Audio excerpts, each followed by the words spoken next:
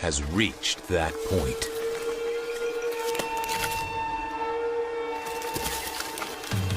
Aged 7, the warts on his lips show that he's sexually mature.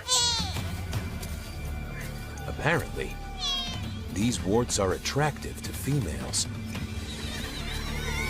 He'll win the right to mate if he can take over a family.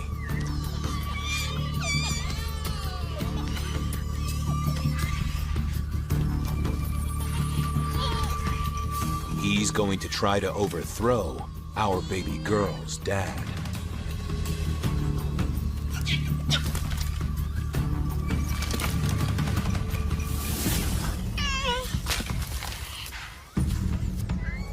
Dad and his family are under threat.